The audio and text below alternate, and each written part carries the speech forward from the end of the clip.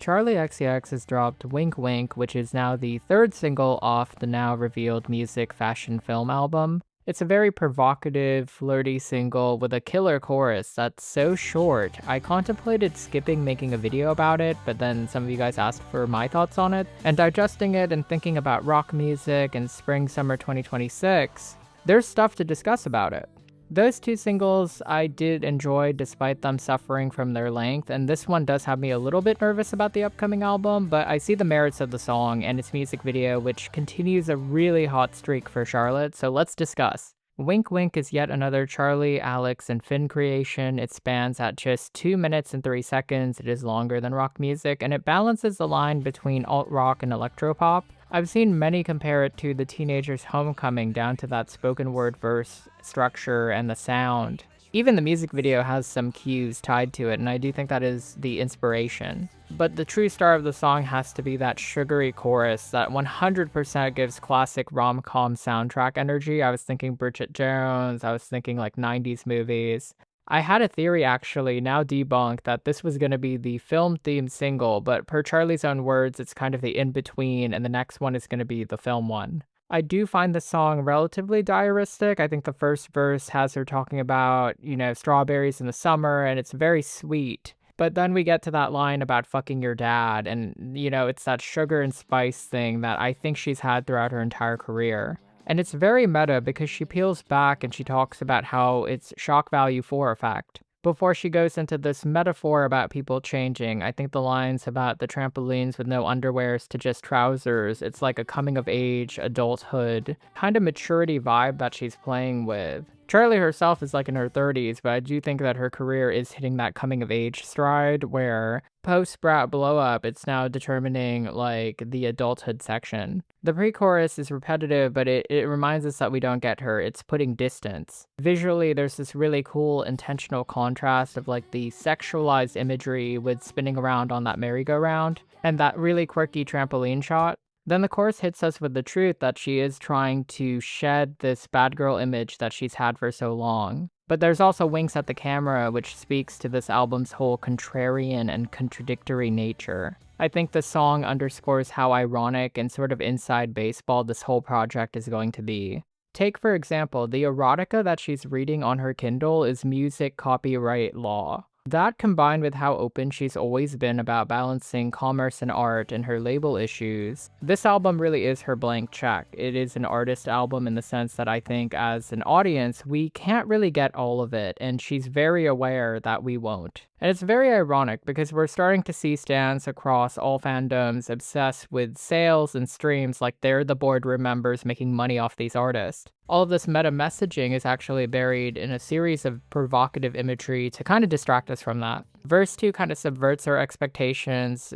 She has this love affair with cars, and now the Porsche has been sold, like it's gone.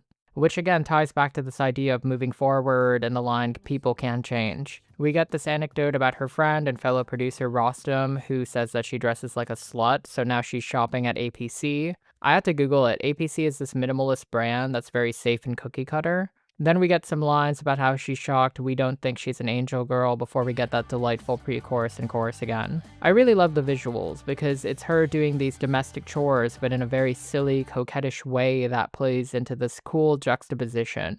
Yeah, she looks fab and she winks at the camera knowing that this is all silly and sexy. It kind of vaguely reminds me of Jewel's infamous Intuition video, which in itself was a sexy satire. Jewel had been known as this very serious folk artist, and here she was with this pop anthem. And then ironically enough, Jewel got in more trouble because she sold the song to Schick Razors despite having the song be this anti-commercial thing.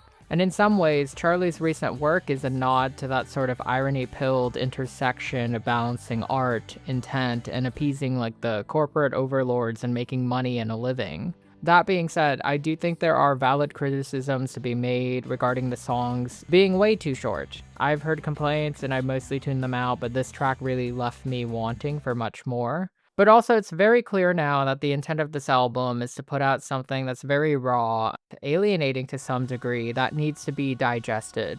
I honestly do think that initial reception will change. I think people who hated this outright will eventually flip and like this, while people who really dug it initially might get cold on it and vice versa.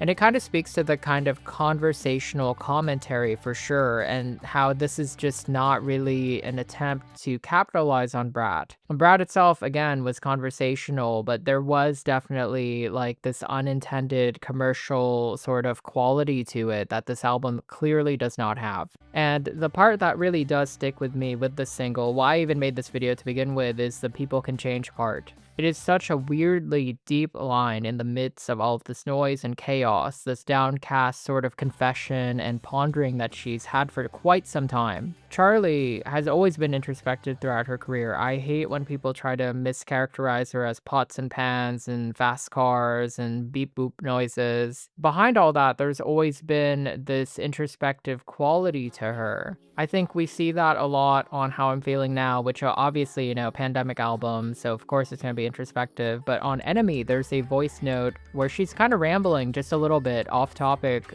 just rambling about discovering herself and the hurt of understanding things and comprehending what people mean to her. And this album is sort of what she means to people. Wink Wink has this bright and bubbly quality to it, but it does play into this ever-present sadness. Rock music speaks to physical pains that she sustained on the tour, and it also speaks about her addiction to creation to kind of get over herself and her thoughts. Spring Summer 26 is about how we're all doomed and that consumption can't really save us. Wink Wink is this exploration of whether or not she can really shed this image that she's constructed for herself, or if she's like consigned to being always that to everybody. I do think that each track from this upcoming album is going to be a mini I Might Say Something Stupid, but I do hope that we do get some longer fleshed out tracks just for the sake of the runtime. There's this Shakespeare quote that I always think about whenever I'm writing myself, which is brevity is the soul of wit. And I do think to some degree Charli's kind of taking that sentiment a little too seriously. But again, I do kind of need the whole album in context to see where this is going. I recall so many people were trashing Brat's pre-release singles. Von Dutch was not universally loved when it came out.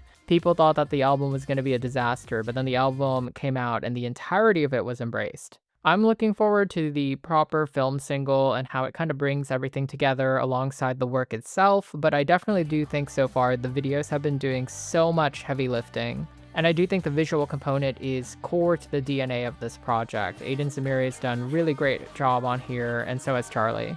But for all the winking behind the scenes and in front of us, I do wonder what the final image is going to be. And those are my quick thoughts on Wink Wink. I wasn't sure I was going to even make this video, but I saw a few comments on my other Katie video asking me if I'd talk about this, and I do have some thoughts, so I'm happy I made this. Let me know what you think about the single and the album so far, your predictions. Are you going to the tour? I am in LA, so I might see you there if you're an LA person. And yeah, a shout out to my members. Thank you so much. A shout out to my subscribers. A shout out to everyone who subscribes to my Substack. I love you guys. I'm so behind on posting. I will see you next video if I do, and if I don't, well, thank you for watching.